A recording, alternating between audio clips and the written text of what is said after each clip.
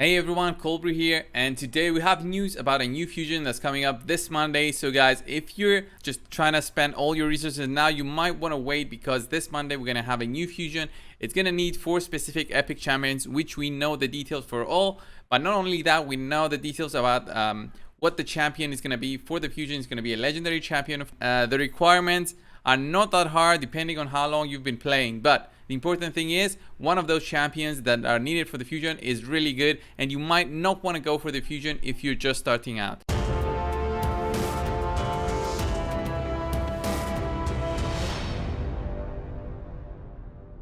So guys, if you were around Reddit today, you might have seen this picture. This of course was created by our very own Dialogues Plays. He's a mod in my Discord channel, and he just posted this picture for clarification for everyone else to see on Reddit. So this is the fusion that is gonna come up this Monday. The new champion that's coming, guys, is called KANTRA The Cyclone. We're gonna look at her abilities in a bit, but first we're gonna look at the 4 champions that are needed for this fusion. So first up is gonna be Necrohunter. Next up is gonna be Basher, Bushi, and Bonekeeper. So let's go and see each and every single one of these 4 epics and which one we think might be very useful in the future in case we do not have the other 3 and we do not have the resources to go for the actual fusion. So let's go and check Necrohunter first.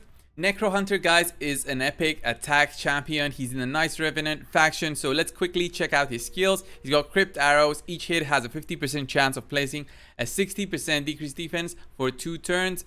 That's okay. That's a good skill to have, but we always have Warband to go to for decreased defense. So let's look at his A2. 50% chance of attacking all enemies with an extra hit.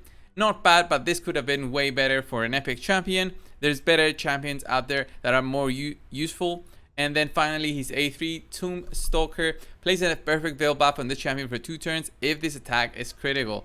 So this is okay. It helps the champion to basically protect himself from enemies with that perfect veil. 15% damage reduction when he has that, and it's on a 4 turns cooldown, so not that great. Overall, his stats for an attack-based champion are okay. Almost 1,400 attack when he's maxed out. 98 speed, which is not bad. It could have been better, but it's not bad for an epic. Overall, I think this champion is worthy of sacrificing for a potential very good legendary. So he's already worthy of a sacrifice for me, guys. So let's check out the next one, which is gonna be Basher, guys. So Basher is in the Skinwalkers faction. Let's go over and look at him. I recently got him when I was trying to summon for Madame Ceres. So let's look at Basher's skills. He's Void, Skinwalkers, so he's already good just because of his affinity. So his A1 attacks one enemy, 75% chance of placing a 25% weaken. Already very good skill in case you need a champion for applying weaken in that clan boss. So let's look at his A2. If you guys don't know what weaken does already, weaken basically gives you 25% more damage. Instead of reducing defense, it gives you more damage on a target. So it benefits on all your skills, and of course War Master and Giant Slayer. So Stinging Blast attacks all enemies, increases the cooldown of all the target skills by 2 turns. He's one of the epics, one of the only epics I think that does this skill. This is a very unique kind of skill. It's very good in PvP. It basically locks out the enemies from actually using their skills. It's not a block cooldowns type of skill. It's an increase of cooldowns by 2 turns. It basically cripples your enemies for 2 turns. It's almost like what a legendary champion has, Warlord, if you guys don't know already. So this champion is really worth it to have him in your arsenal for that 3v3 arena, for that classic arena, and also for that A1 that he has can also be used possibly for the clan boss. This champion is very good, guys, and not only that, he also has an A3, attacks 4 enemies at random, 75% chance of placing a block buffs debuff for 2 turns. Not only that A2, but this A3 is also a very good skill for PvP. I would definitely keep Basher in my arsenal if I didn't want to go for that legendary. I wouldn't spend all my resources just to get that legendary, but of course legendaries are very hard to get. You can only get them through fusion, so sacrificing Basher for that legendary may be a hard choice for some. So next up, guys, it's gonna be Bushi. So Bushi, I think he is here. So there we go. Bushi is in the Sacred Order. He's an attack champion. 1476 attack, 90 basic speed, so very low. But guys, Bushi has a very unique skill that gives him an unkillable buff for 1 turn. When he is attacked, he gains an unkillable buff. So there's some setups that can use him, but are very niche, very unique to use an unkillable setup with Bushi. So if you're trying to do something very special for the clan boss, then you can possibly use Bushi in there, but there are other champions that can do the same thing as well. Let's look at his A1. Rising Storm attacks one enemy. Damage inflicted increases each time the skill is used. Stacks up to 4 times. Nothing crazy. I'm not sure about his damage, but I don't think overall he's really worth having in a clan boss team. Attacks one enemy. This attack is always critical. Okay, I mean, the 3 turns cooldown, if you fully max him out, this can be useful. And he has an aura as well for arena battles by 20% increased speed. So overall, Bushi, guys, I think he's sacrificable. So 3 out of 4 champions so far we have looked. Only Basher is really worth keeping. And then the final one is going to be Bonekeeper, guys. So Bonekeeper is one that really looks like Shaman. When I saw that image, I thought it was Shaman, but then I saw it a bit clearer, and then Bonekeeper is the final champion needed for the fusion. Again, another epic attack champion in the Orcs faction this time. So she has 1531 attack, very high, and 98 speed. Again, this is quite high, to be honest. She's got an A1 that attacks one enemy, 50% chance of placing a 60% decreased defense debuff. Again, guys, we've got War Maiden for that decreased defense debuff. There are better champions out there that can do the same thing. This one is on the A1, so possibly you can apply it more often, and you're gonna have more uptime on that debuff for a boss, for, you know, a dungeon boss, a clan boss, whatever. Attacks one enemy. This attack deals 35% extra critical damage. Not bad always when you've got this kind of skills. I don't know the exact multipliers of this one, but I'm guessing they're not very high, and it's a kind of, you know, one hit snipe kind of attack, so it's not gonna be that great for the arena possibly. Then Killing Haze attacks one enemy, plays an extra hit if this attack is critical. When you're building an attacker, you're always gonna have critical hits, so she's gonna be basically attacking twice with this. There are better champions out there, guys, than Bonekeeper. You probably never seen Bonekeeper in high-end arena, or even in gold for low-end gold for arena. So definitely worth sacrificing if you've got a copy of her, or if you're gonna try to use all the rares. We don't know the rares, by the way, for the fusion, and try to get that legendary champion. So speaking of legendary champion, which is this legendary champion? This is called KANTRA The Cyclone, guys, and we already have some images of her. So KANTRA The Cyclone, although we've been already hinted by the content creator coordinator right now, who is Ranger in charge for this week, since the Diamond is away on leave. We've been given information that the fusion is going to be about a legendary defense force champion, but then we got this image which was basically a data mined out of the game files. Immediately, guys, when they push an update, immediately we get information about the fusion. So I guess, I mean, we can find about a new champion immediately. So it's actually an attack-based champion with almost 1,500 attack. I mean, Bonekeeper has higher than this. Is it going to be attack? Is it going to be defense? We're only going to know really for sure on Monday. But KANTRA is going to have 1,500 attack, it seems here, or maybe 1,500 defense. We don't know yet. Her speed is at 99, which is very low for a legendary, but there are legendaries that even have a lower than that. Razen, for example, but he's a defense champion.